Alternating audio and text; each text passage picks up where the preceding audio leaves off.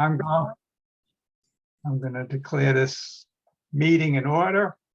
And I'd like to do is review the minutes, see if anybody has any comments. I have. Marty, I need to do the. Oh, right. Excuse me. I'm moving too fast. Go ahead, David. Sure. This meeting's being held pursuant to and in compliance with an ordinance number 20A16, an ordinance to ensure the continuity of government during the COVID disaster. Committee members who are electronically present at this meeting are Martha Davis, Marty Met, Nancy Hunt, Rick Seaman, Tom Paletti, Todd Cohn, Lee Condor, Audrey Coker, and Ned Galloway. Staff that are present are David Benish and Carolyn Schaefer. That's it. Okay, thank you. Okay, so the next item on our agenda, minutes. Does anybody have any comments? I do. Go ahead. I have one small correction myself. Go ahead, Audrey.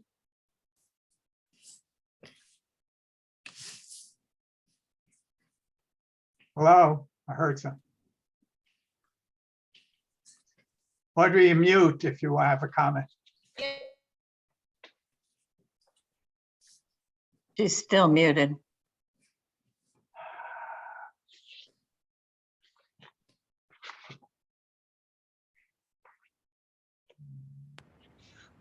Oh, there you go. Audrey, go ahead. You know. Yeah.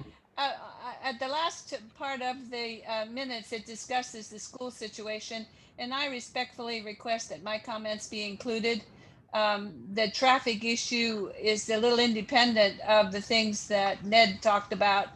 The traffic is quite severe and dangerous, and that's why I would like it documented, because the traffic is backing up on 29 to 7-Eleven, and at one point 3 cars were trying to enter one lane from 29 onto Woodbrook. Audrey, where is that? Do you want me to add that? Yes, it's down under Ned Galloway's presentation. Okay. I'd like the traffic issue documented because it's quite dangerous and a little independent from the comments that were recorded.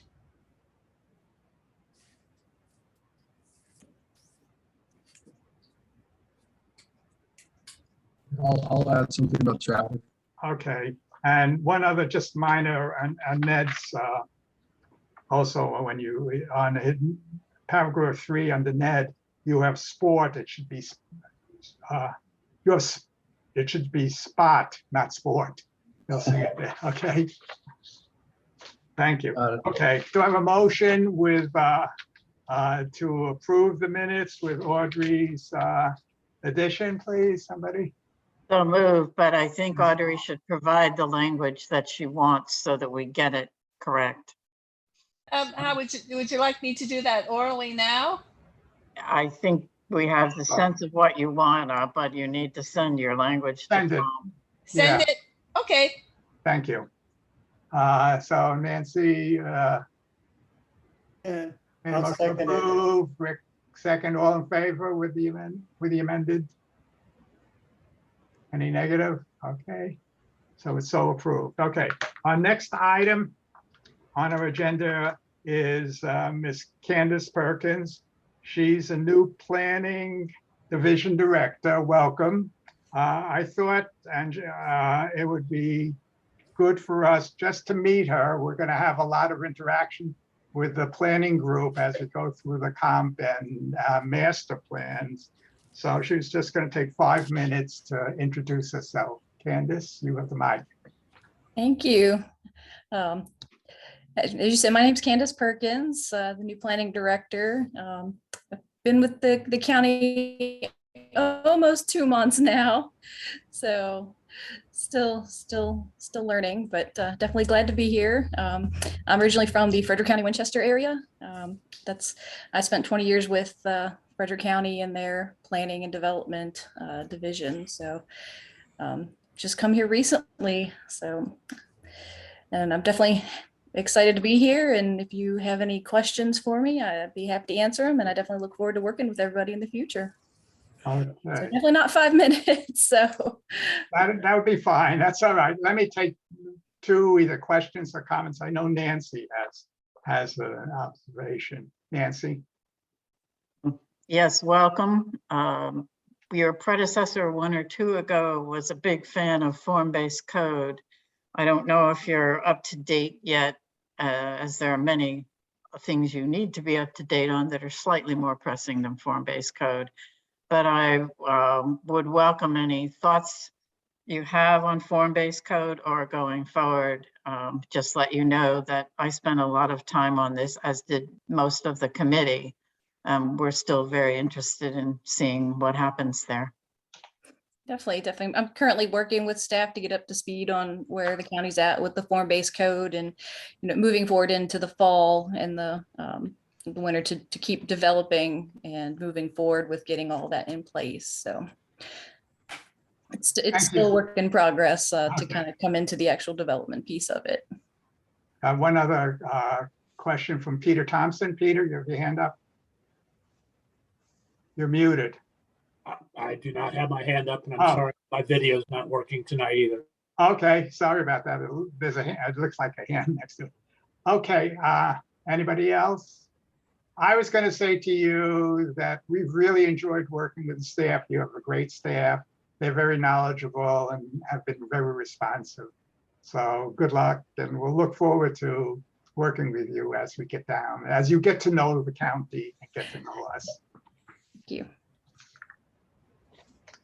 Okay, on the next item on our agenda is the climate action planning. Gabe Daly, who's, I have to read what it is, Climate Program Protection Program Manager for the county. The microphone is yours, Gabe. Thanks, Marty. Nice to see you again. Right, It wasn't that long ago. a week. Well, thanks everybody for having me, and Candace, welcome to the county. So I'm really delighted to be able to chat a little bit about the county's climate program, which has a lot of intersections with planning and community development. And before I jump in, I have some slides, go through a brief presentation, and then really interested in your questions and comments, observations. But before I start, so this is my 6th CAC presentation this month and conversation. I've made the rounds to all of them, and I've started each one. I've just been curious to ask you all. This could be popcorn, and if you don't feel like saying anything, that's fine. But I'm just curious to ask. So, Climate Protection Program Manager for the county is here to have a conversation with you about what the county is doing about climate change. I'm just curious, like, what's the first thought that pops into your mind at the prospect of a conversation with the county's climate action person? Audrey? I find that the plan seems to be low on information about climate change in the growth areas. Okay. Climate change in the growth areas and the plan may be lacking a bit there. Okay. Lee, do you have your hand up? I do. My first thought was solid waste, municipal waste, because currently recycling is difficult because we don't have curbside pickup most places in the county. And so most of the municipal solid waste is being buried, which eventually turns to methane, which is one of the worst greenhouse gases. So I'm just hoping that part of the climate action plan might be to do something to make recycling an easier thing to do. Plastics especially. Plastics actually take 500 years to decompose. So what the plastics we bury today will still be emitting methane 500 years from now. So that's all I have. Thanks, Lee. Anybody else? Rick? And I by want the way, I want to make sure we'll have plenty of time for kind of in-depth, detailed discussion. So I'm in part kind of just curious, like first thought, sort of, excited about the conversation, concerned about X or something like that. Yeah, Rick. Rick. Yeah, I'm very interested in the conversation. I think Peter Thompson, who's also here, a member of the CAC, and I just got off of a meeting we were watching the Planning District Commission's presentation from their consultants on transportation planning.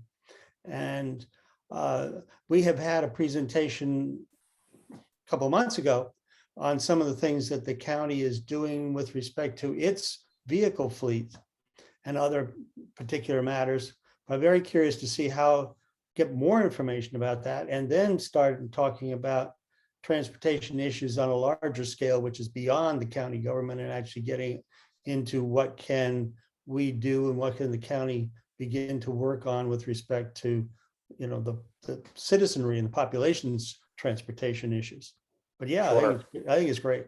Absolutely. Well, those are good. Audrey, did you have one more thing to add? And then I'll start in with the presentation. Yeah, I favor zoning that requires new property development to include recycling. And number two, the schools are woefully neglectful in attending to the wooded area on their property. At Woodbrook, the trees are covered with ivy and they're falling down. We're losing our trees. And they're a great carbon absorber. Absolutely. Thanks for mentioning that. So I'm going to see there's a couple threads I'll weave into the presentation, and then we can have some time to discuss, and curious to hear more questions and thoughts that you have afterwards. Let me just pull up my screen share.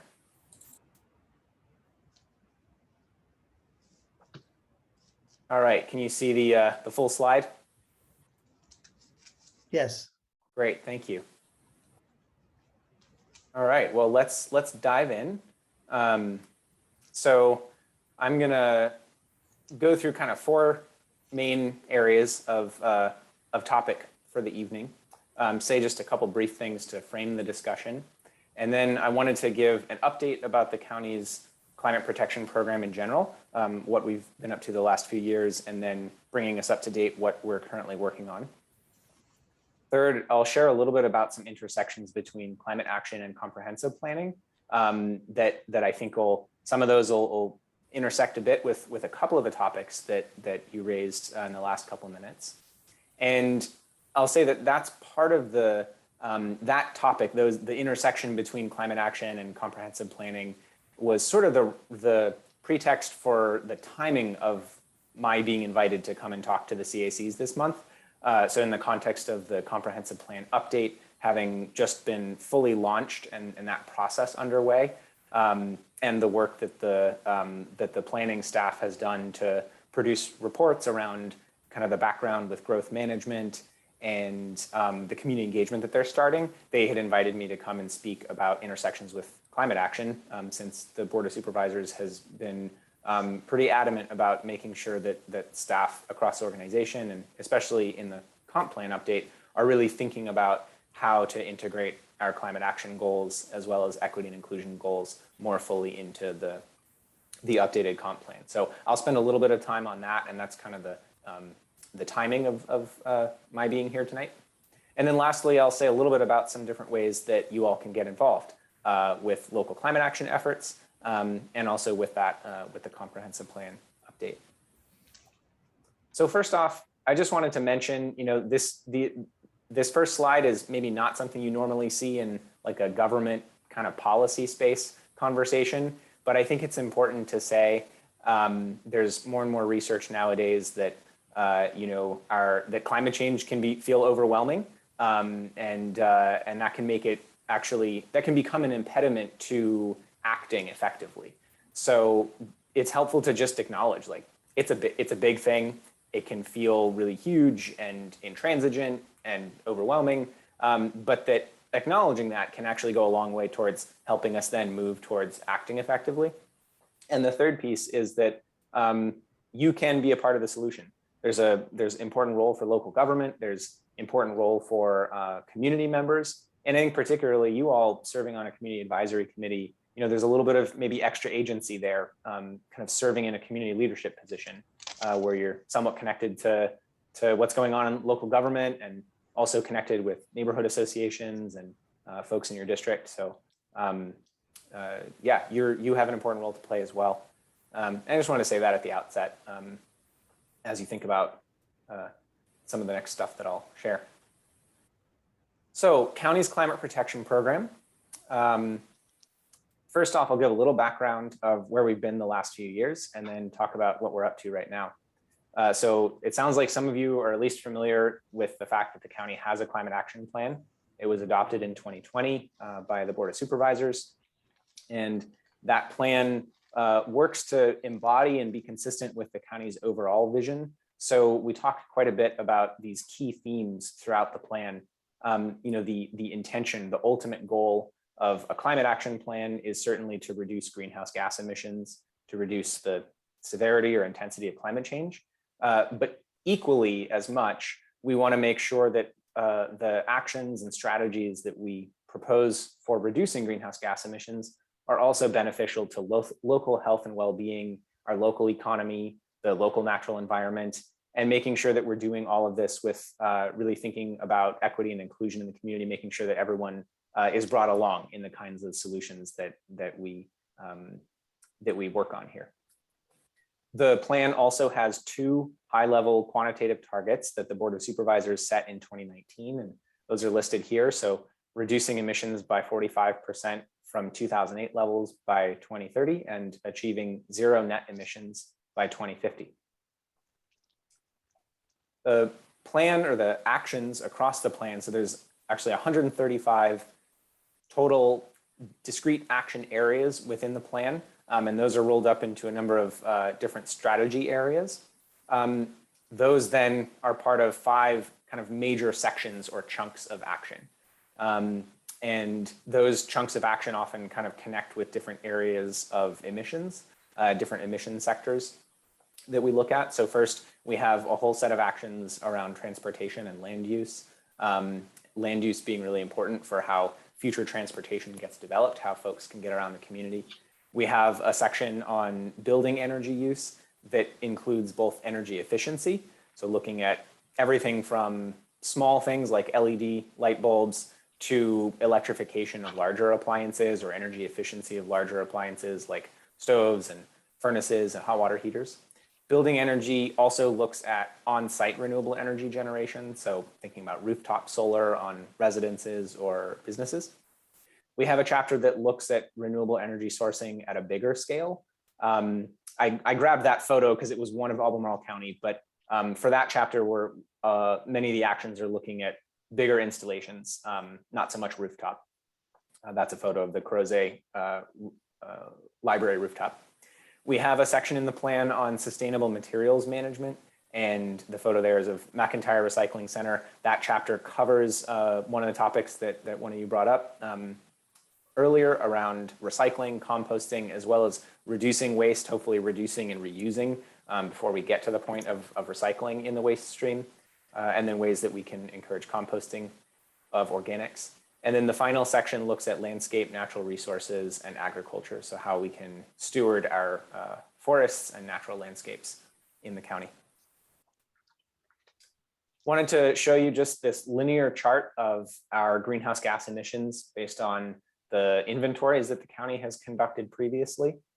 So the most recent greenhouse gas emission inventory was done for the year 2018, and that's the first green dot just at the right end of the orange line. And you can see that before that, we had a slight reduction in community-wide emissions from 2008 to 2018. So things are moving somewhat in the right direction, but you can also see that there's kind of an elbow at 2018, and the dashed line to the right is an ideal of linear line moving towards the targets that the Board of Supervisors set. So we need to increase our pace of emissions reductions to meet those targets. One thing of note is that prior to 2020, there was no climate action plan in the county. And so the slight reduction that you see there is largely due to broader regional and national trends related to pretty much vehicle fuel efficiency, miles per gallon, as well as changes in the broader regional electric grid. But now that we have the climate action plan with the strategies and actions it contains, that hopefully sets us up well to be able to increase the downward slope of that line. Last thing that I'll mention is we're currently working on an update to our greenhouse gas emission inventory for the year 2020. And we're aiming to do those every 2 years. The climate action plan actually commits us to that, doing a new inventory every 2 years, because it's our best way to track progress towards meeting our targets.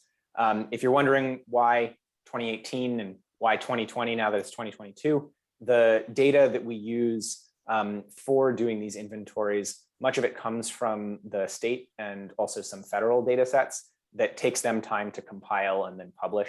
So there's usually a 2-year lag between when we can produce a new inventory and the year in question. So that brings us up to date. And thinking about our climate program for the current year, there's 2 main streams of work that we're doing.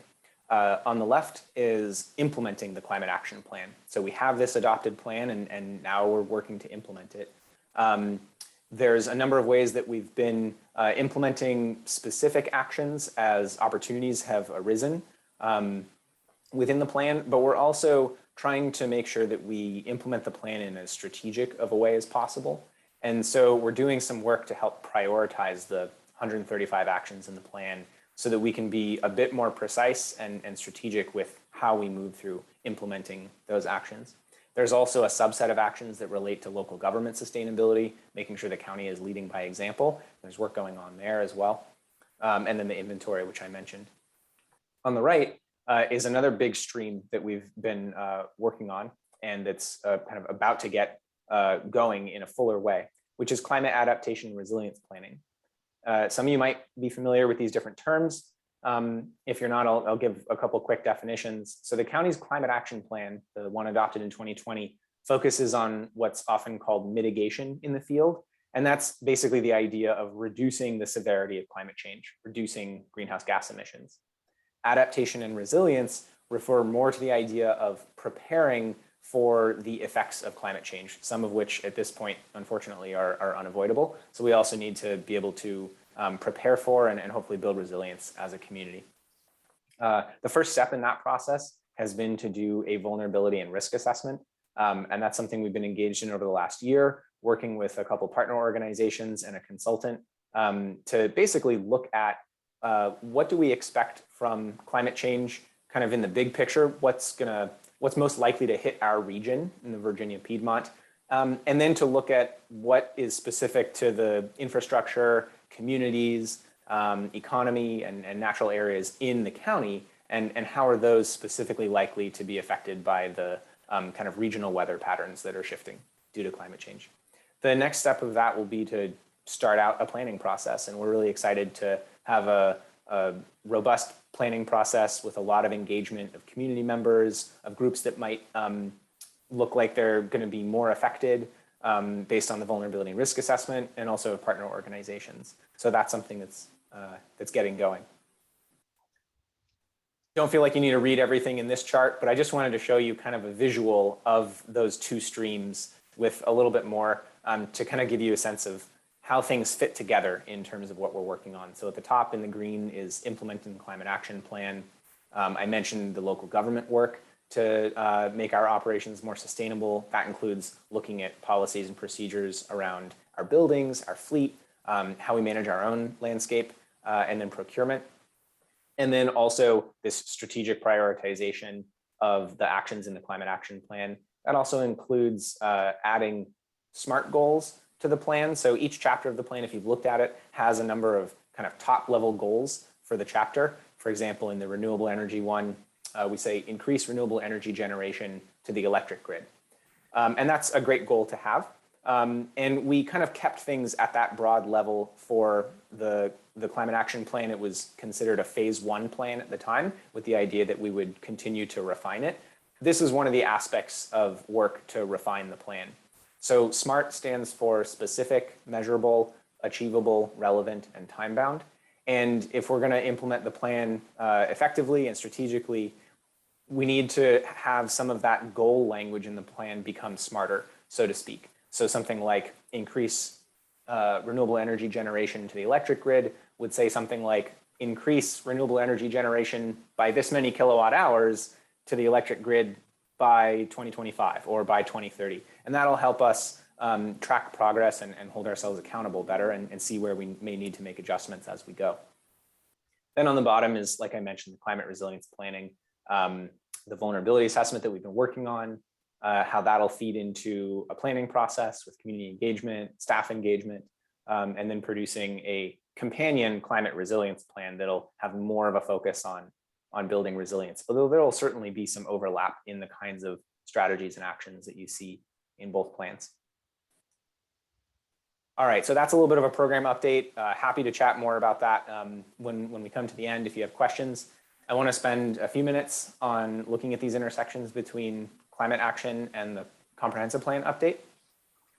And first, just to return to the idea of an emissions inventory, it's both important for how we track progress with how our climate program is doing, but understanding how the emissions are distributed across different sectors in the community, basically where the emissions are coming from, will help us think more about how climate action can be integrated into the comp plan update. So what you can see here on the right is the different sectors of emissions.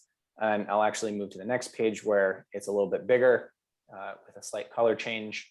So you can see here that transportation, which is vehicle miles traveled on public roads, all the miles that all the cars are traveling on throughout the county on public roads, slightly over 50% of our emissions.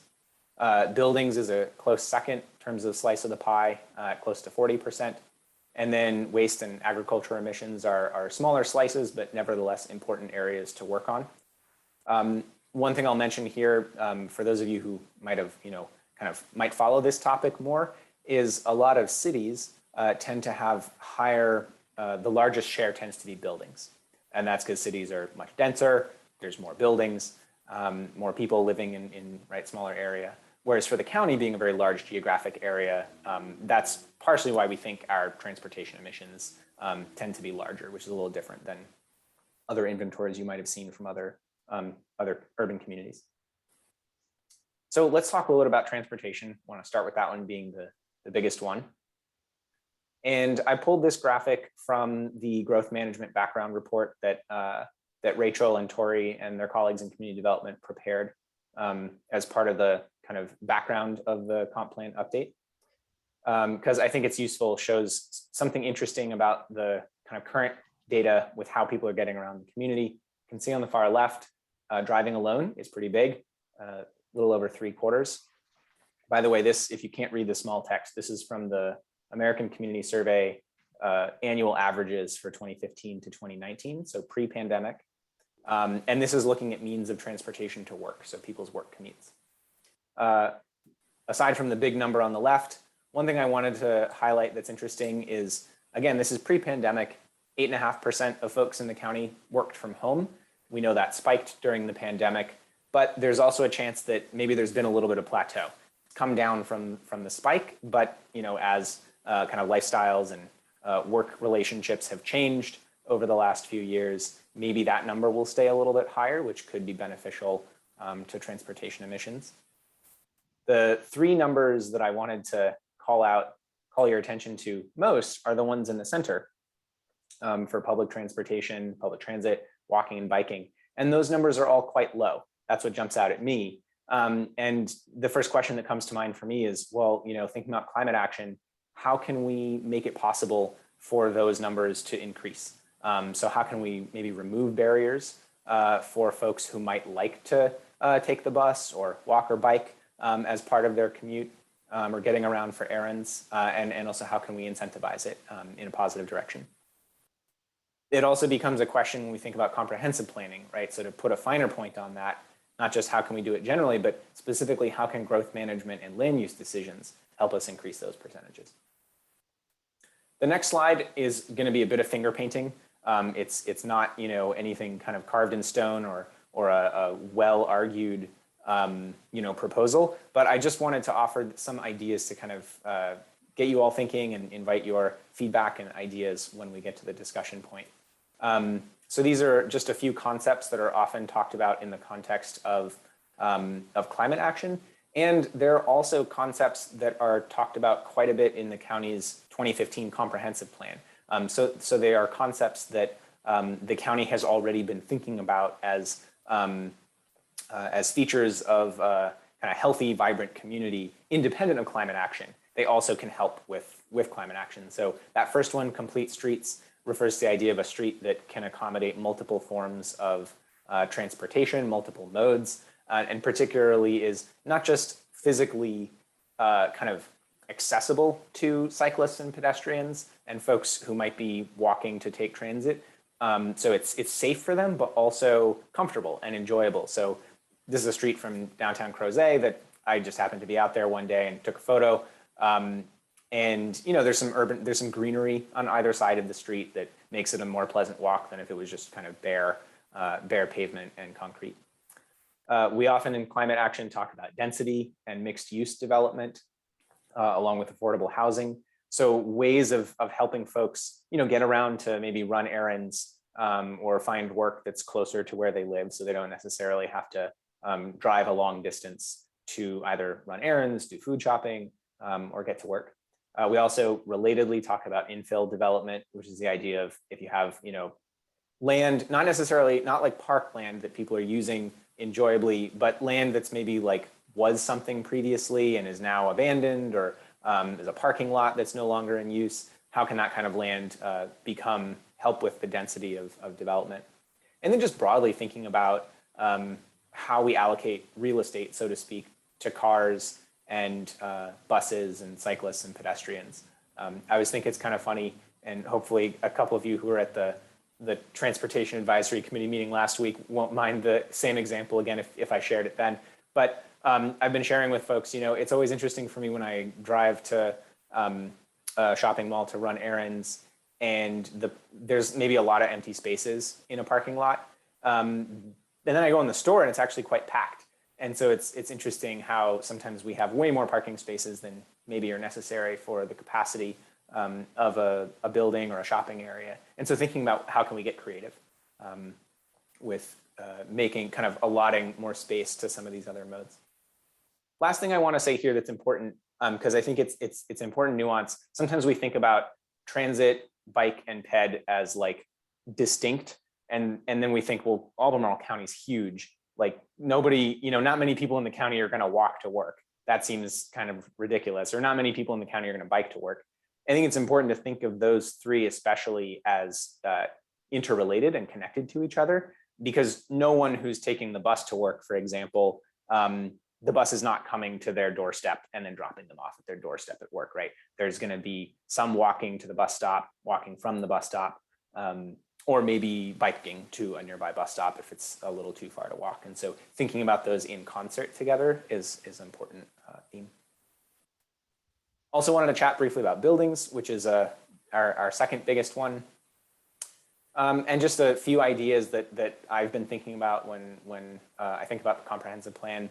How can that guiding document help promote electrification, solar energy systems, and building reuse where possible? And of course, the comprehensive plan's job is to set that guiding language for that, which can be helpful for special use permit applications. But then also, how can that inform updates to zoning ordinance and other aspects of the county code that we're also considering in the next year or two? I know a couple of you mentioned waste, and I'm definitely interested in talking about it. I don't have it in the slides here just because of the number, but happy to come back to it if you would like in the discussion. I do want to just highlight one thing about agriculture, because this is specifically looking at emissions from livestock in the county. And so it kind of makes it look like, well, agriculture and natural resources are kind of small and not important.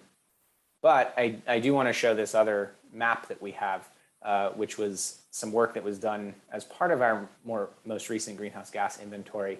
And this is showing roughly the tree canopy cover across the county. So the county's forests are helping us quite a bit. They're sequestering a lot of carbon. If that term isn't familiar, it's the idea of trees and plants, as they breathe, basically pulling carbon dioxide out of the atmosphere, turning into carbon and sugars and putting in their roots and eventually in the soil system. And so that's good in terms of reducing greenhouse gases in the atmosphere. So thinking about how managing growth as part of the comprehensive plan can help us engage in good stewardship and conservation, and maybe even increase the canopy. And I know, Audrey, I think you mentioned invasive species and the challenge with how particularly some invasive species like vines that can kill trees ends up moving us in the other direction. So part of good stewardship is maintaining the health of our existing forests. That's a good point there. How you can get involved, just a couple more slides to show you. First, I wanted to share this cool resource that we recently put on the county website called the Environmental Stewardship Hub. And it's basically a way that folks in the community can learn more about county programs related to environmental stewardship across the 4 areas that you can see here. And then also resources for how community members can act if you feel inspired at home, on your land if you have it, and in your community. I'm actually going to move over briefly just to show you what that looks like. So this is the hub itself. Part of the reason why we created this is there are pages on the county's website that talk about these programs and that also sometimes give resources, technical resources, as well as cost share resources for community members to be able to access to help you engage in environmental stewardship in your own life. But those are often buried sort of pages and pages deep on the website. They're not necessarily easy to find because they're often located within departments that have divisions that have programs within them, and then it's on that program page. So we wanted to create something to be much easier to find and access and share for folks in the community. If you were to go to the county website, you could just go up to this community tab, and right here is the link. Learn more about the environmental stewardship in Albemarle County. And that takes you to this page. So you can click on any one of these tiles. It'll give you more information about the county's programming in those areas with some further links if you want to dive deeper. And then one of the things we're excited about is on the bottom, it has this slider of different ways that you can make a difference. So if you click on one of the arrows on either side, you have at home, in your community, or on your land. And if you click into one of those, you will see a number of different ideas. And these ideas are in little drop downs, so you can kind of browse the list. If there's one that looks interesting to you, like Go Solar, you can click on it. It'll show you an icon for the main program area that supports. Some of these support multiple goals that the county has. And then what we have in each of these is we aimed for a very short description, so we don't want to overwhelm folks with text. So it has, at most 3 short paragraphs, but we try to link in this description to more in-depth resources if it's something that you're interested in. For example, one of our local partner organizations is running a campaign right now called Solarize Virginia to help folks be able to navigate the process of doing rooftop solar if they're interested, and making sure that they can get the federal and state rebates that are offered, some of which might be decreasing next year. So they're really pushing that campaign. We put it here so that someone could click there and learn more about the resources that are accessible and that some of our partner organizations are helping to provide. So we hope this can be a resource that folks can use at their leisure. It's also something that we hope to make use of when we do more targeted outreach campaigns and educational programs with the community, that we could bring this as one of the resources to help folks engage with it.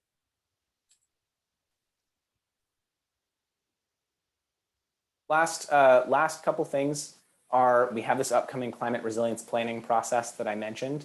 And so the vulnerability and risk assessment should be out next month. Definitely encourage you to take a look. We're also publishing a much more condensed, short, colorful, graphic heavy document that will be friendly to non-experts if you want to take a look at that in addition or instead. And then you can participate in upcoming community processes to draft the adaptation and resilience plan if it's of interest. And then finally, like I said, I wanted to make sure to plug engaging with the comprehensive plan update.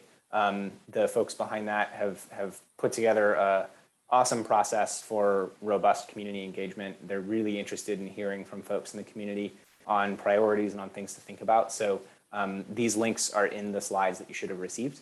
And you're welcome to check out that website if you haven't. That's it from me. Thanks so much for listening. Screen share. And yeah, I'm interested in, clarifying questions, comments, observations, ideas, all the above. Things that I didn't address that you'd like to talk more about. Sure. Gabe, thank you very much. One question, did you say you have provided your briefing to us or are going to, or what?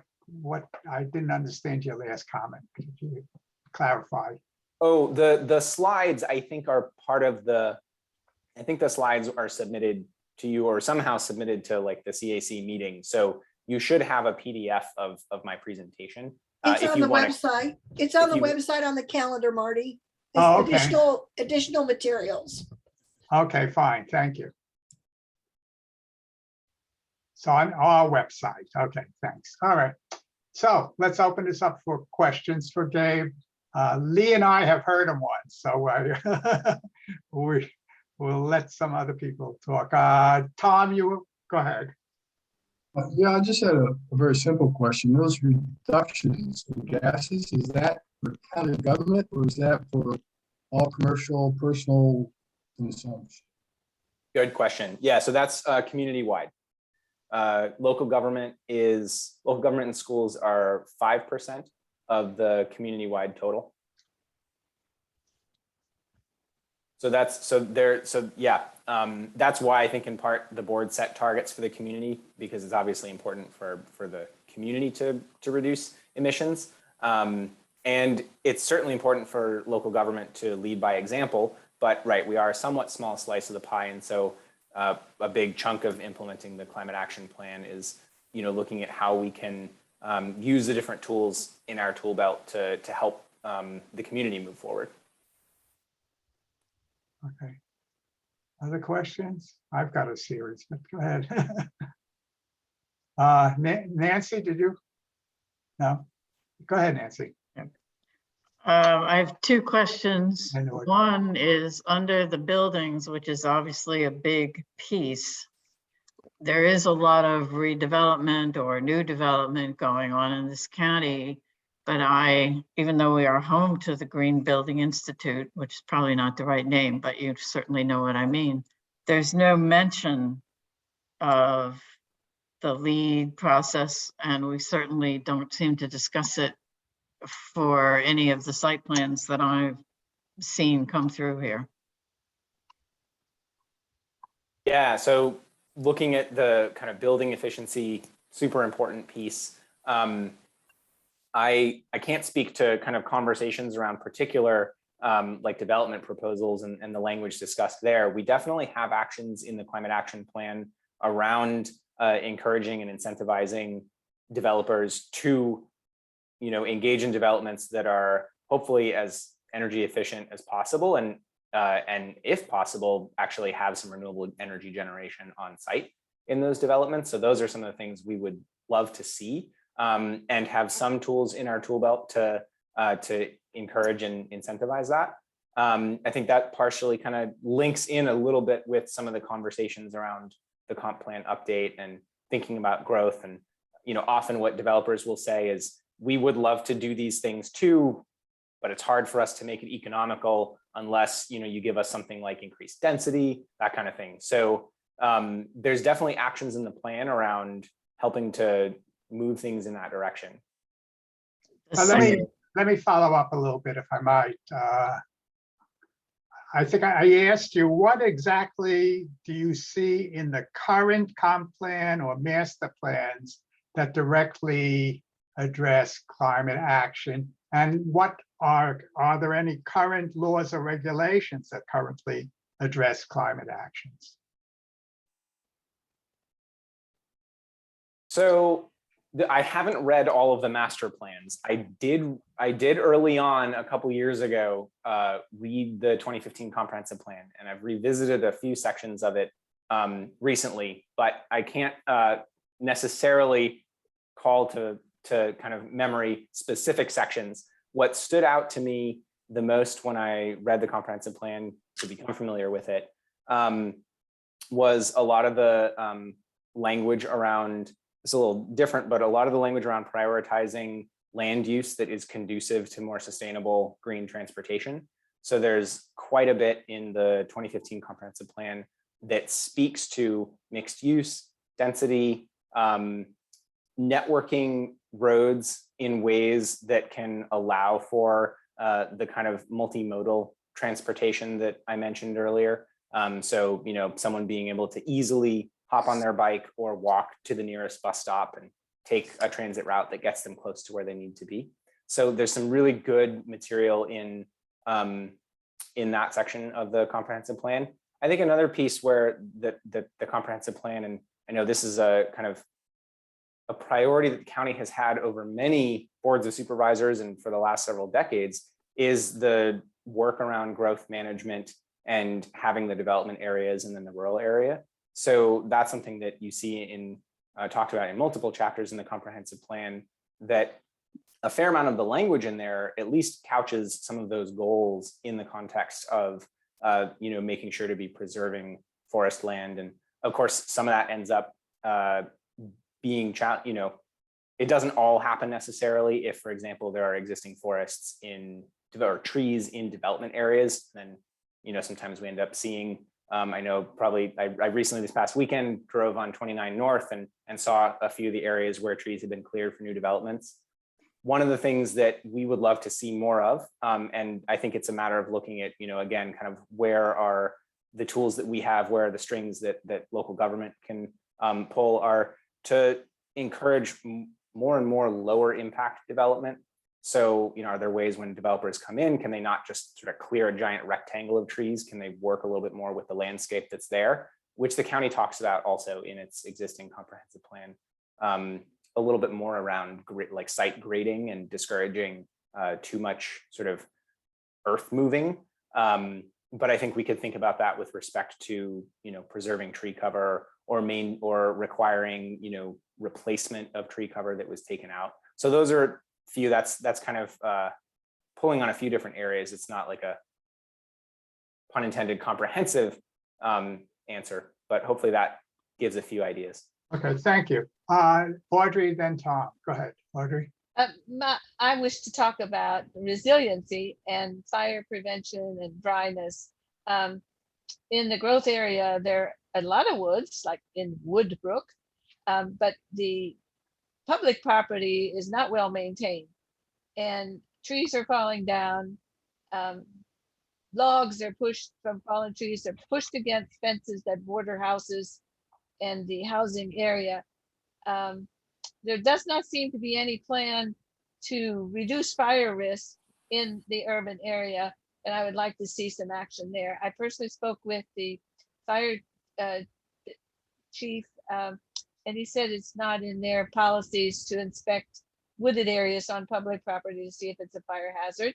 And number two, the wetness of the east is a lot different than the dryness of the west, and fire risk isn't that great. And if I have concerns, I need to go to zoning.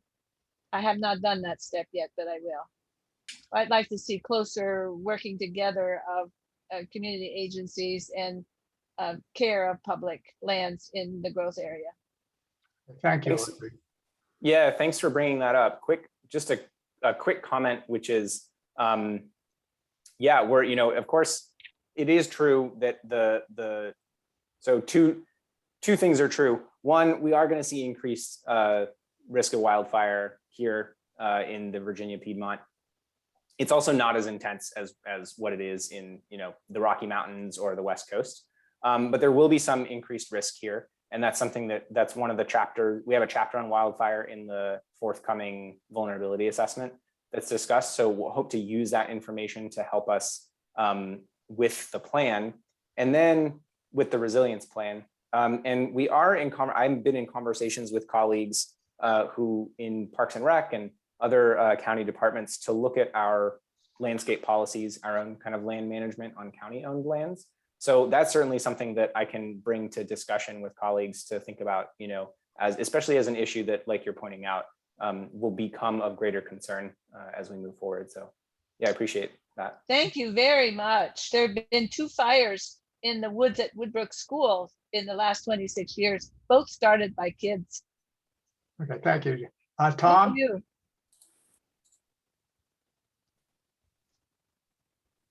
Yeah, I'm just curious if the comp plan has development going into mainly 3-4 areas: west of Crozet, east of Pantop, Rivanna, north up down all 29.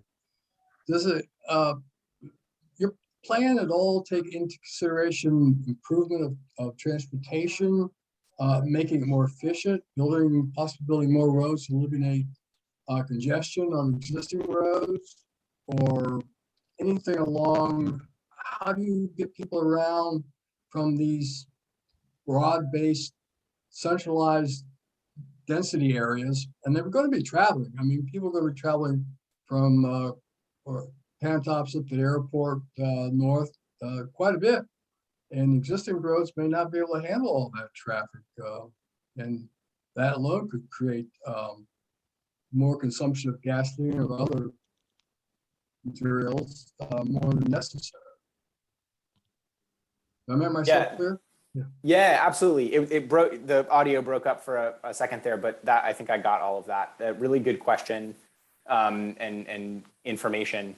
So the plan, the climate action plan, does have a pretty robust section that looks at transit and how we can work with our partners at the city and jaunt to increase service areas with respect to fixed routes, and also looking at other kinds of more flexible routes.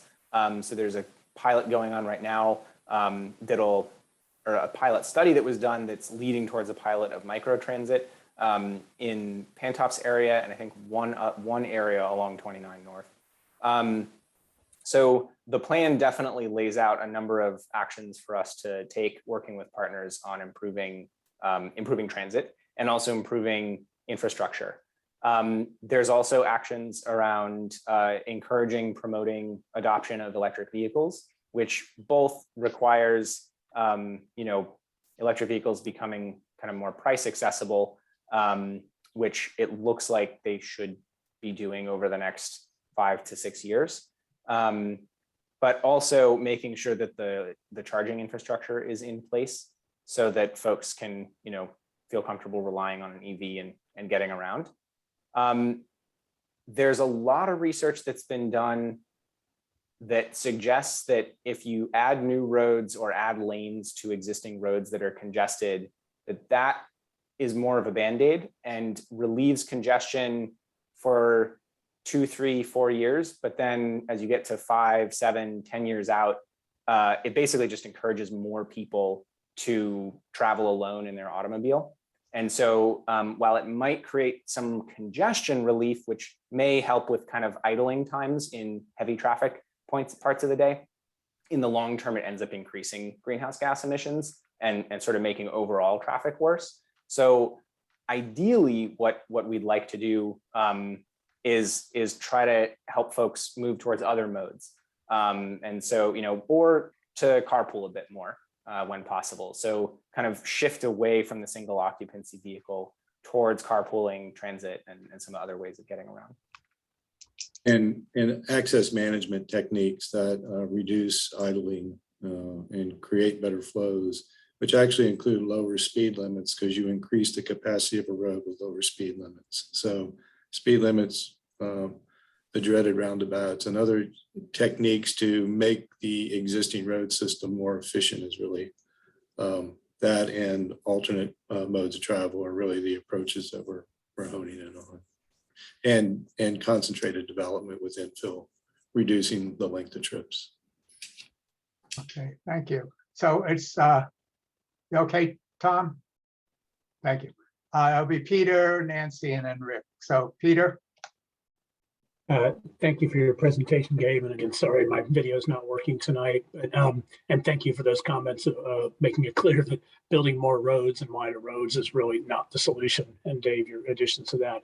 So as I work more towards an friendly community and working towards building bridges across the economic divide, there's a moral and transportation's role and environmental role and all that interaction, I increasingly sense and hear from folk that our friends at VDOT are a big barrier to Albemarle County's ability to succeed because of how Virginia treats counties and how limited we can do things. And I realize you're a public employee and this is publicly recorded and you may not be willing or able to say much on this, but on a scale of 1 to 10, 10 being the worst, VDOT's control and decision-making over Albemarle's ability to do things along what we're talking about, how big a problem that may be, and even if it's anything more than a 0, what you think the county could be doing and what the CAC might be doing to advocate to get the state to allow Albemarle to do what I keep hearing county staff and county electeds want to do and other local officials, but feeling like our hands are tied. Thank you for being here tonight. Thanks, Peter. Yeah, wow, great question. I don't know if I have enough information to give a sort of 1 to 10 ranking, and maybe that would put me in some hot water. Who knows? But I think what I will say, first off, I have heard from some folks at the TJPDC and other folks in different organizations that there are some kind of at least sort of differences of priorities, you could say, that sometimes sort of work at cross purposes. So I've heard that, for example, VDOT, sees some of the thoroughfares in the county as less kind of roads that are embedded within the community and more ways to get cars as quickly through the community as possible. And from our perspective, we would of course like to see, that I think about how I've personally tried to cross 29 in places, and I'm sure you all living right there, you might have run into those kinds of barriers where it's like you can't get across the road because of pedestrian infrastructure, and maybe there's something right on the other side that if you could would make your day a little easier. So or easier to walk for an errand, take transit. So I think there may be some competing priorities there. Certainly, I mean, coming from the climate action perspective, which generally good climate action, it runs pretty parallel and complements strong kind of community vitality and local community feel. From that perspective, like if that's what's important to you, certainly the CAC kind of speaking more about the importance of like the kind of infrastructure that you would like to see. I haven't yet had a chance to sit down and talk with anyone at VDOT yet. And so I'm interested in meeting some folks there and kind of having an open conversation to understand, sort of where they're coming from and what's informing that perspective. And, I'm sure that colleagues of mine in community development have done that. So, maybe I can somehow find my way into some of those conversations and better understand where they're coming from. And maybe there's some opportunities for synergy where it seems like there's competing priorities. But certainly, from the climate action perspective, I think like David said, seeing like slower speed limits and more infrastructure to be able to cross some of those big thoroughfares would benefit the goals of the county's climate action plan. I hope I answered that question reasonably well. David, you were about to chime in.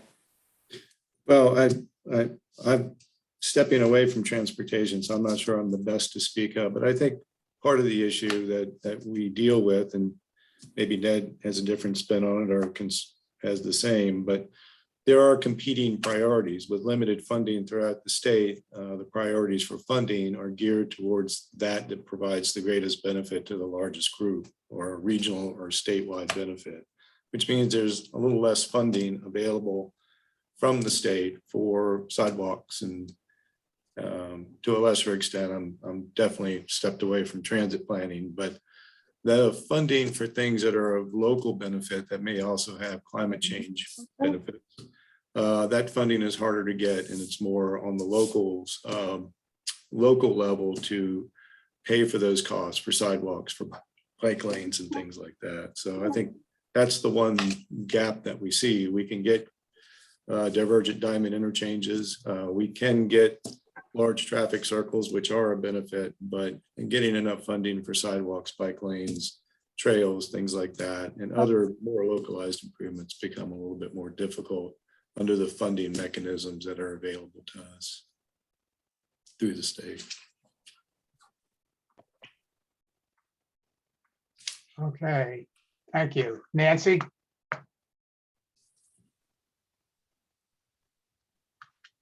I'd like to defer to Rick because I've had a chance, and if there, I'd come back, but I don't think he's had a chance. Go ahead, we'll have enough time for both. Go ahead. Okay, my question, you had equity listed as one of the things that was at the bottom of your list of sections, but you didn't say anything about equity.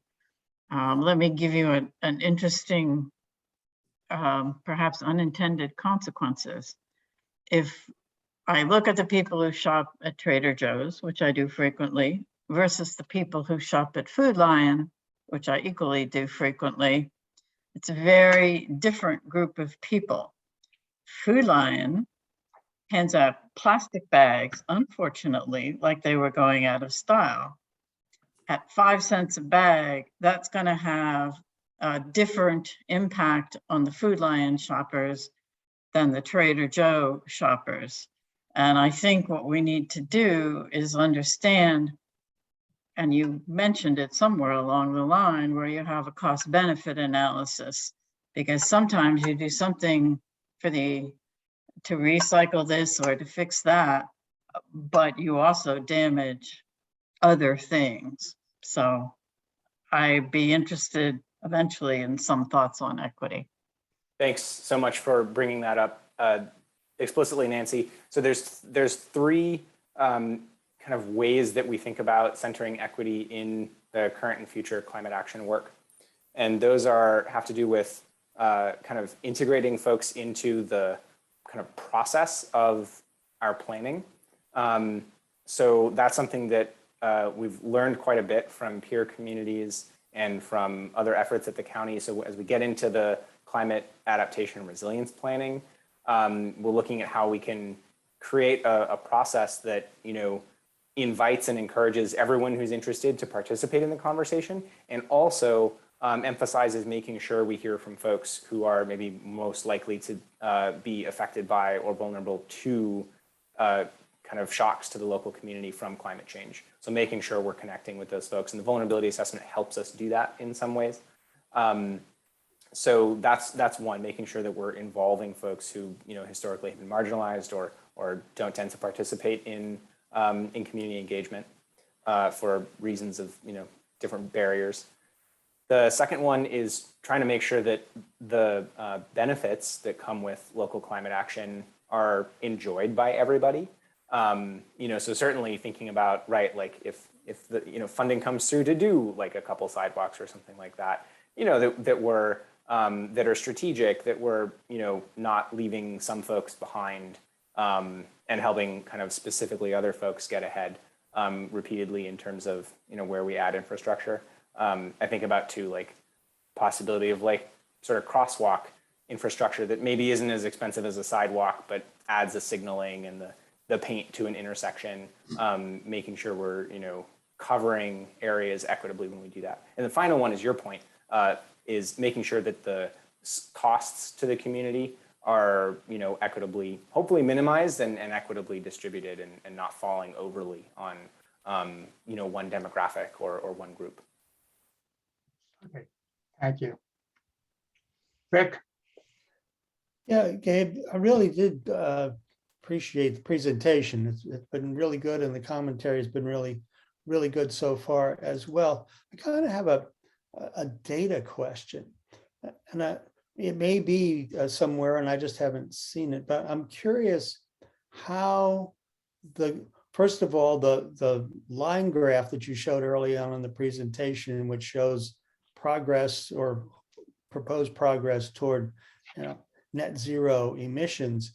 I'm just curious, what are the data points behind that? What's being measured? And then secondly, it seems to me that we probably need some additional measures besides that particular one, particularly to Lee's point earlier about, we need to be looking at tonnage of solid waste, or do we have to be looking at tonnage of recycled materials, or, tree cover, or what metrics are we going to be using, and how do we know if we're succeeding? Good question. So at its core, and by the way, if you go to albemarle.org/climate/climate is the short link to kind of read more in depth about the climate program. We have on there linked the 2018 greenhouse gas emission inventory report.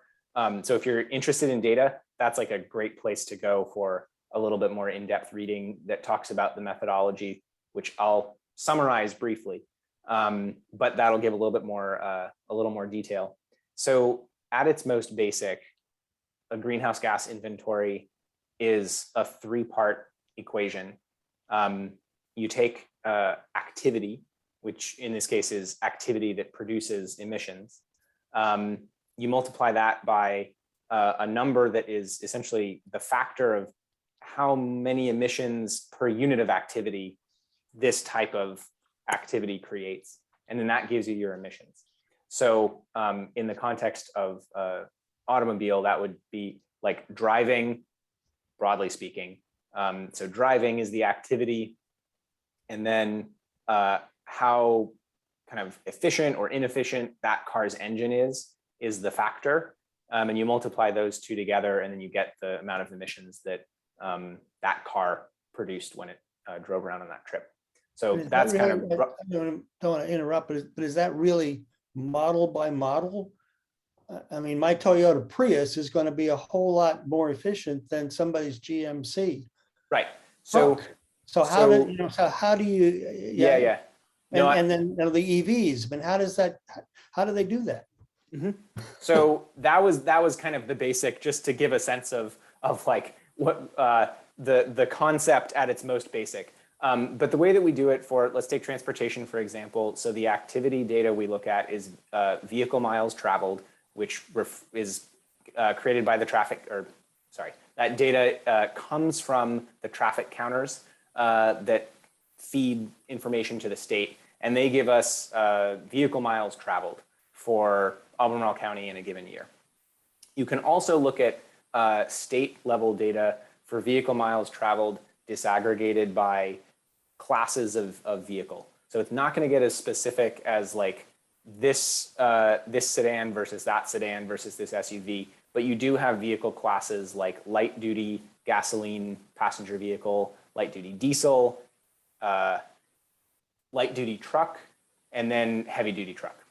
And each of those for gasoline and diesel, and then you have motorcycles. All those do assume fossil fuel powered cars. So we can then disaggregate that data, and you get different emissions factors, basically different efficiencies and different amount of emissions coming from each of those classes of vehicles that then we roll up into a final number. We did kind of a cool estimate that if you're interested, definitely read about it in the report, but we did do an estimate for electric vehicles to basically kind of subtract from some number of electric vehicles in the community, basically an estimate of the number in the community. We subtracted a little bit from our transportation emissions for 2018 based on an estimate of the share of EVs that would have actually been there instead of just assuming everything was gasoline powered. For buildings, another big one, we look at basically two sources for buildings. There's energy that is produced on site by burning fossil fuels, so natural gas furnace or hot water heater or stove.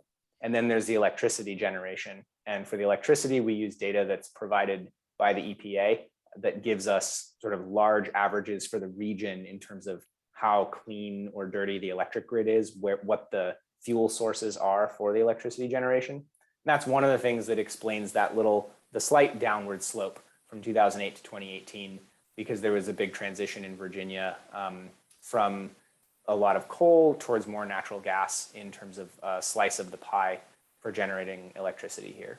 So that's how we look at electricity. Then we have the fuel burned on site. For solid waste, it is looking at tonnage. So there's a number of different ways that that organizations that help local governments do these kinds of inventories come up with ways that you can estimate for your community what the mix of refuse is in terms of organics, and being able to kind of estimate that weight and then estimate how much methane gets produced that goes into trash instead of being recycled or composted.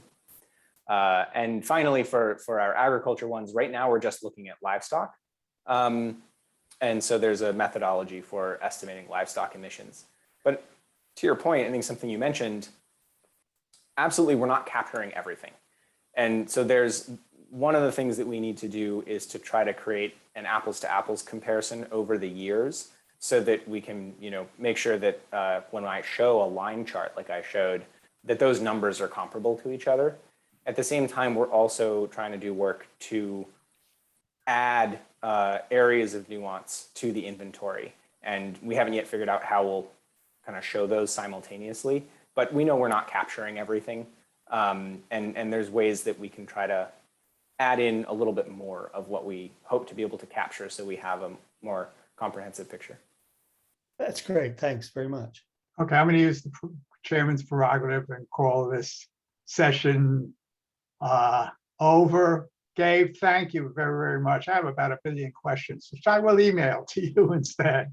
I will try to keep us on schedule somewhat. So again, thank you. You're very good. Thanks, everybody. Appreciate your time. Okay. So the next person on our agenda, liaison, Ned, you're our liaison first. All right, let me do a mic check. Can you hear me okay? I had to Yes. switch to my headphones so that block the dogs and moved outside. Let me start with, I'm going to share my screen. I'll start with the budget update. So I just pulled the last presentation that we received the day we voted on the budget. So what you're looking at here, and I'll just hit this high level, and if there's specific questions, then we can go deeper. I can follow up as needed. But this rate gives you how the taxes, what the current rate is, and then what ultimately was what we voted on. So what you're looking at did pass unanimously by the board and will go in effect for the fiscal year. And then some of these things revert back to January 1, as you can see the first two. So the biggest change that was made, if you look at that second row, is the reduction of the personal property, machinery, and tools from 428 per 100 down to 342 per 100. So the ledger change, that's about a $12 million move. So where the $12 million was made up, of course, you're going to capture it because people's values went up, right? And we kept the rate on the property the same. That's not the biggest chunk of that 12 million. Significantly more than half was made up on this move in the food and beverage tax and the transient occupancy tax from 4 to 6, then 5 to 8. The 6 and the 8 number was originally meant to match the city's rates. Now the city, of course, ended up, I think, moving their food and beverage to 6.5.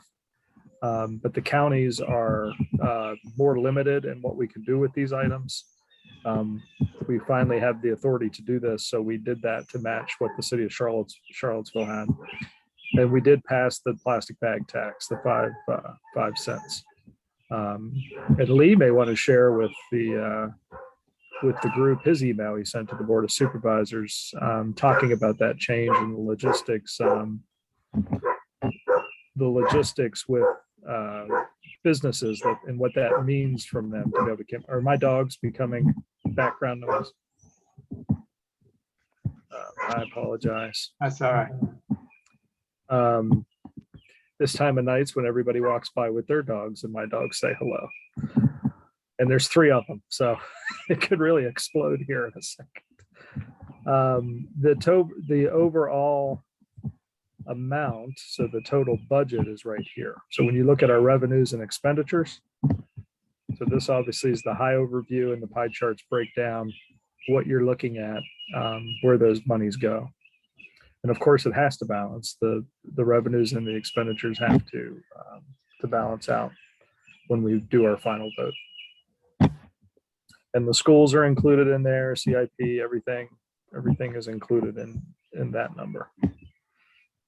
Just give a second so you can absorb that. All of this, by the way, if you go to the Board of Supervisors, just a second.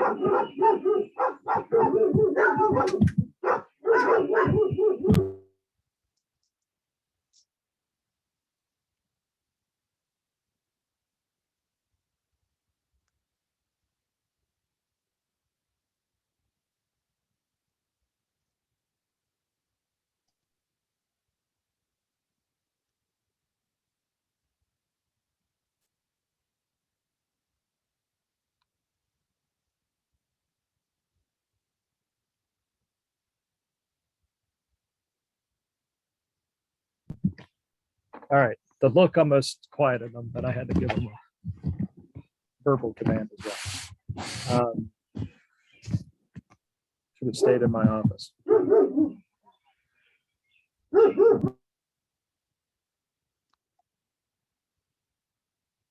That's right. Just keep going over the noise.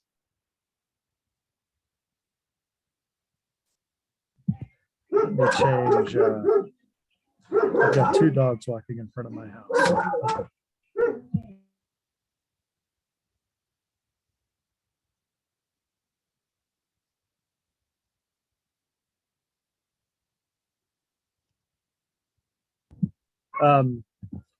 Some of the last minute changes that we made, these were internal changes that didn't really change.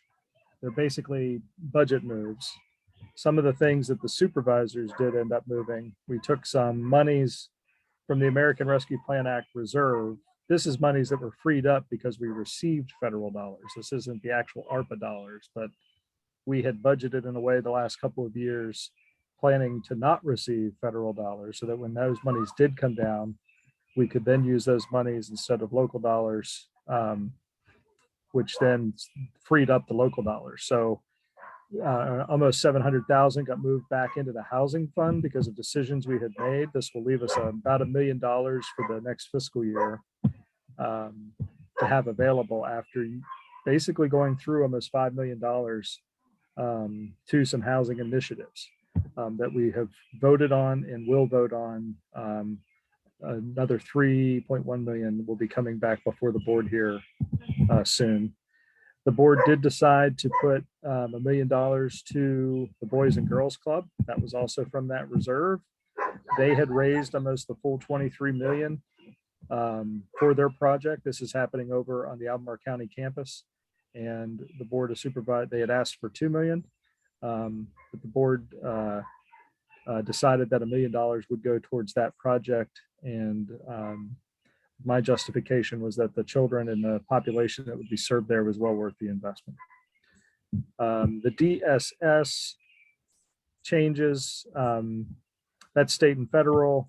The athletic fields, you may have seen the board arguing over turf fields versus grass fields at Dart and Tau. That has become quite a split on the board. So basically the placeholder monies for athletic fields for both Dart and Tau and some future stuff at Biscuit Run. This is the Biscuit Run portion, I believe, got frozen, if you would. And then that's some school changes that needed to be made. Again, didn't really change the overall numbers. It just recategorizes where these dollars are housed. I always review, I don't think it's going to be on any of these slides. I'll leave it here. Some of the things that, like me as a supervisor, some of the changes I asked for to find after the tax rate was set and advertised I had asked for the DSS, the Department of Social Service positions that were programmed to start January 1, so mid-fiscal year, for those to be pulled ahead and funded to start July 1 so we could get advertised and fill those positions. And then also asked for an additional FTE to be given to the Department of Social Services. And that did pass. The other supervisors did vote to make that change. That came out of our contingency fund for needs. So basically, we had about a $300 and some thousand contingency reserve set up, and they funded that from that area. And then we did make an adjustment prior to voting on some of the housing pieces. It was important to get, in my opinion, to get the housing fund to a full 5 million. And we needed about 125,000 after funding a project manager position for Southwood. By the time the budget was recommended by the county executive and the time we took the final vote, we had made a decision to spend some money out of the housing fund. So asked that that money be replenished so we could get to the total 5 million. And then ultimately we started taking votes already on how that money gets programmed out. So I think that's a high overview. I'll stop there before I give some other updates just to see if there's any specific questions on the budget or anything you'd like me to dive into some more detail. Anybody have My any dogs have quieted down. questions? Sorry. Tom had one. Tom? You're mute, no?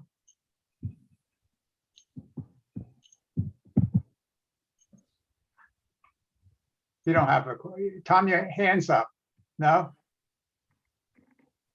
Okay. I have one sort of reaction, Ned. I sort of react negatively to raising the food tax. I mean, we have a lot of people who are not so well off in the county, and that impacts them. I know the city also has, but the city, of course, raised it a little bit more. But what was the thinking behind really raising the food tax in particular? That's the one that bothers me personally. The meals and food tax and the transient occupancy tax are the two taxes that, while it obviously it's not a clean cut between our local residents and folks who come here and visit and use our infrastructure and services, but it's one of the ways to collect from folks that do come to the county for a weekend or for extended periods of time, that we can start collecting and getting taxes there without having to consistently go back to the property tax. And in this case, let us reduce the real property tax and the machinery and tools tax. So I get it. We all go out to restaurants. We all go out to eat locally, and that tax is going to be hit on us as well. But for the folks that have been coming here, enjoy our area, use our roads, use our transportation, it's a way for us to try to gather revenue or basically get a tax from them. I think the move to pay for the reduction in the real property, I mean, we're talking like I think it was like $7 some million in that range, to basically move from collecting from folks we know live here and are paying taxes on the real property and businesses that are here, and shifting that over to that area when we know a large portion of that is going to come from folks that don't live in our jurisdiction. So that was the rationale generally in making that decision. Just out of curiosity, excuse my ignorance, does that include groceries too when you say food? Food and beverage, the food and beverage, I believe, is the meals tax, and it's the meals tax, but not grocery tax. Because that's a sales tax that I have to. You're trying my. Okay. You never ponder the answer until you're asked the question. But I'm fairly certain that's meals, and that's like your restaurant, your restaurants and your fast food. But I'll follow up on that just to be sure, just because I'm questioning myself. Okay, Lee, you had one quick question. Yeah, I just, since Ned mentioned it, I proposed to the supervisors that it would be better to ban plastic bags than to tax them, because collecting the tax is an expensive proposition. The stores that have the bags now are going to have somebody there to police the tax, to collect the tax. And it's almost going to be more expensive to collect the tax than what the tax amount is. If you want to get rid of plastic bags, then just ban them altogether. I lived in California for a while. Of course, they did ban them most places. And if you needed a plastic bag, you could buy a reusable plastic bag for 10 cents. But otherwise, the disposable ones, they just disappeared. And if that's the intent of the tax, fine, but I don't know that taxing it is necessarily going to get rid of it. And I think the follow-up that evening, I'll have to go back and re-listen to that too. I didn't take that note down. What our enabling authority is relative to banning versus taxing is played into that conversation as well. But I mean, this is one we're going to have to follow through and see. There's going to have to be a study done to track it and see what the impacts are and see how it goes. This is like the grocery tax and the cigarette tax. While they are new revenues coming in, those were not designed to offset the change in the real property tax. The meals tax and the transient occupancy tax change were the biggest portion of that, and the rest of it was made up by not equalizing the property tax rate. Okay, fine. Let's go on. What else do you have, Ned? Couple of updates from. I've switched journals, so I got two different journals to work from. The car that made its way into the retention pond on Hillsdale Drive was not an accident. It was somebody trying to hide what they had done. So it was a stolen vehicle, and that's where it was disposed. And they didn't do a good job because it wasn't that deep. But it wasn't, because some folks had asked, how did it get there? But that was one that was on the list. And it didn't even dawn on me. The titles, somebody had asked who our VDOT resident engineer is. And I said, well, I have to ask Carrie that. Carrie is the current resident engineer. I just think of her, I always say VDOT rep, and it didn't occur to me until I was like, oh, she is the resident engineer. I think maybe Judy had asked that question. Yes. But Carrie Shepard, and it's SHEPHEARD. Yeah. I'm sure you can find her on VDOT, but she is our current resident engineer.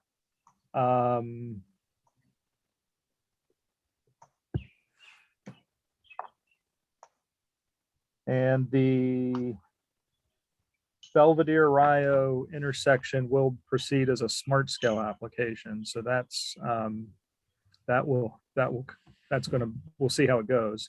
And then I'm just giving the heads up to pay attention as we, over the summer, we'll start working through transportation priority lists. I think that would be a topic this body would be interested in and paying attention to see what's new on the list, where things are ranked and prioritized, because that drives a lot of our transportation decisions, what happens to be on that list.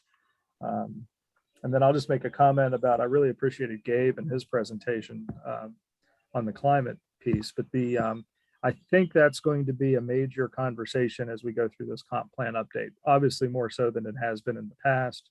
But since it currently is our #1 strategic priority, or on the #1 on that list, that'll obviously be a topic of focus as we go through this comp plan review. And then the board will be updating, we'll be going through a new strategic planning process this fall. So the 9 strategic priorities that are on the list now, which we did vote a year ago to carry over for an additional year as we move through the pandemic, the board will be doing that strategic planning work. So we will have a new strategic plan and a new strategic priorities list come this fall. That's important, as that drives a lot of what you see happening in budget and how local dollars get expended. And I'll leave it at that. And if there's any things you guys need or I missed, by all means, you can bring it up now or reach out to me. Anything? No, I think that was fine from my perspective. Anybody? Great, thank you. So do we have any new watch list items? Just Good. Something's under control. And Marty, yes, there is a wildlife issue, but it seems to be localized to one area, and I think it's a problem throughout the county.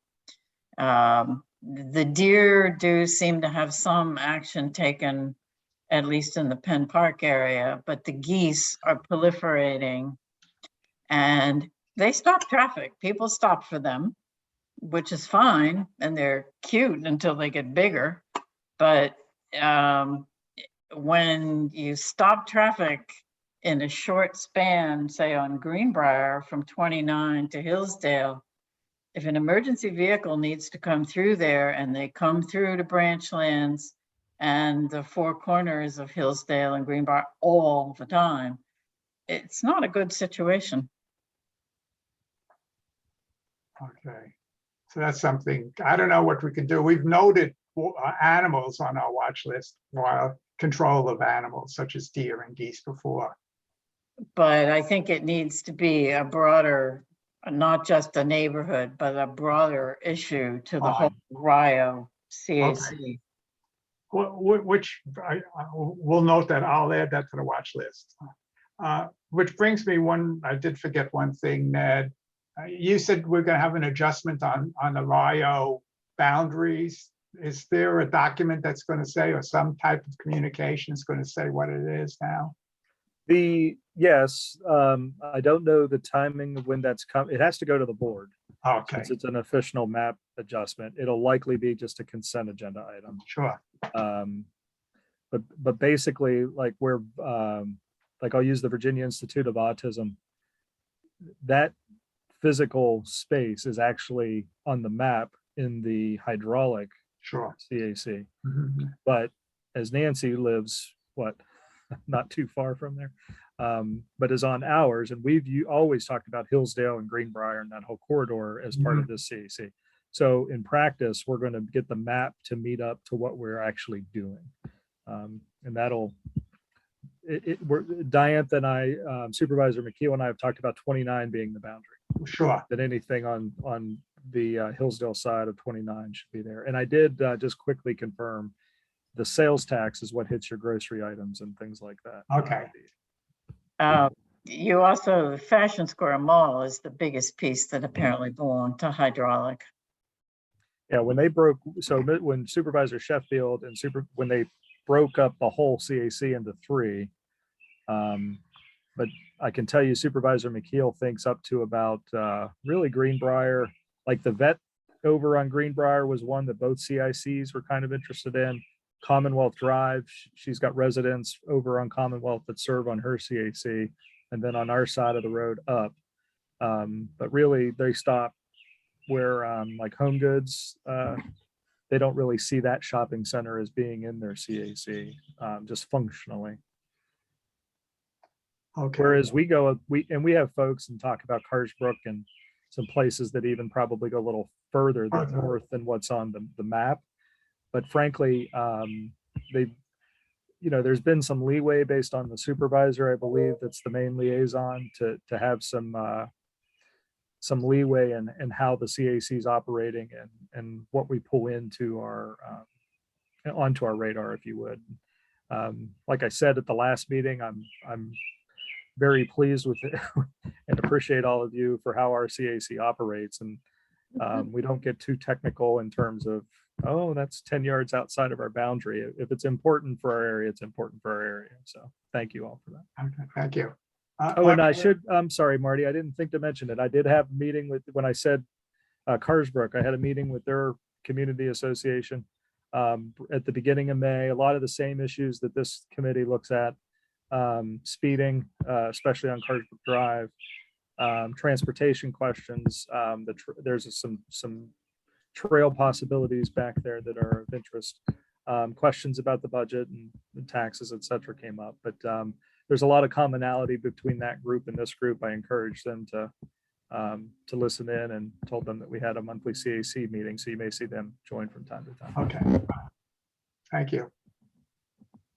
Audrey, you want to say something quickly? Yeah, regarding the watch list, I want to be sure that the traffic situation at Woodbrook, Brookmere, and 29 is on our watch list, especially as school lets out in the afternoon.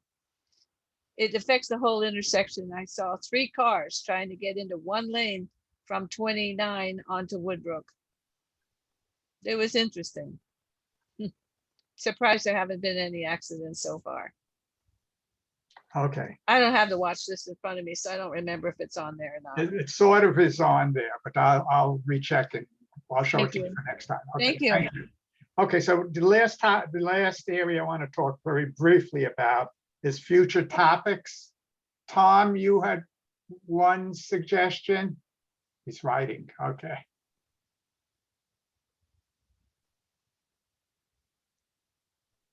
You're okay right now? Okay, and we still would like to have the Architectural Review Board come and speak to us at some point, the members, so we can get a sense of what their approach is to entrance corridors, not just the staff, but the board itself. So we understand at some point. Let me ask a question. David, should I get involved with that and try to encourage that along, or is that better for me to take on, or is that a staff? But if we certainly can do it, it might be useful for you to make a contact with them. What I sense from at least Marty, the board wants to hear directly from the board members, not staff. So I think Margaret can certainly ask a board member, but it might be good if we could at least throw your name around. Well, I had that as a note on there to reach out, but all right, I got it. Thank you. Okay, Nancy. Just adding to that, David, I have not had any response to the questions that you forwarded, and it is me who's probably the prime driver based on the work in form-based code that I and others have done. One representative, or maybe they've changed and they're not even considering doing a special sort of, here's your ARB requirements for form-based code, and if you meet them, you don't have to come before us. If they've abandoned that, then the issue becomes different. And I'm interested in their proposals for changing the approach to those corridors so that we don't have just constant bits and pieces of red brick all over the place. Okay, I do have responses to your questions. I thought that they had been, I went on vacation, and then someone that had to review it went on vacation, and then I lost track of it and realized they hadn't been forwarded to you. So I'm going to get those to you.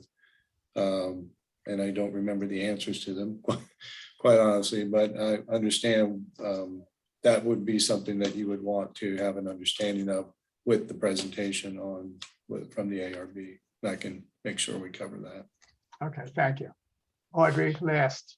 Yeah, for the agenda this summer or next year or whenever, I really am interested in the Rio 29 transportation projects. It was presented last time and it was on the slides that were sent to us, but I couldn't get it big enough to read it, and I certainly wouldn't understand it without a description. So what are you interested? We had a presentation, Audrey, so yeah, and it listed all the projects in Rio 29, but it went so fast and there was no opportunity to read them. I would like to see them in a big enough form and then ask questions about them. I want to know what's, for instance, what's planned for 29 Woodbrook? let me see what we can do. I don't know, we need a meeting on that. Let me see if I can get a better way of answering you, because a lot of. I just want a list. Yeah, we can. The list was included on the charts. I couldn't read it. It was too small. Well, I can send you the presentation, and the list is actually on the transportation website, that I can send you the link. Oh, okay. Yeah, Okay. It was on the slides, but I Thank couldn't read it. Thank you. Okay, so David, you and I did not discuss the next you have tentative next meeting is in June, if we have a chosen agenda, if we have a topic. We really don't have a topic at this point, except for the ARB, unless you can arrange that. Otherwise, July is the summer, there's no CAC meetings. And then the next time we possibly could meet would be in August unless we have a development review meeting of some sort. Yes. And first of all, the June meeting, still consider it tentative. We just received our submittals of legislative acts. And as you know, we have to do community meetings. So there's an outside chance that meeting might be needed for a community meeting for a rezoning or special permit. And I don't know yet because we received those on the third week of the month and they're still in process. Okay, I don't think you are going to have a meeting, but still consider it tentative, and I will send a cancellation through you, Marty. okay, Officially. Then we are off July for recess. And I believe what the schedule is actually September for the next meeting, but there is some flexibility for that meeting. Let me coordinate with Ned and we'll make a contact with the ARB and see when they're available. sure. And we'll shoot for that August or September timeframe. Okay, that's fine. Thank you. Okay, with that, I declare the meeting over. Thank you very much for questions. Carolyn, thank you for keeping us straight. So everybody have a good night. And You're enjoy- welcome. Have a happy Memorial Day, everybody. Okay. Marty. Thank you, everyone. Thanks. Good night. Good night. Good night.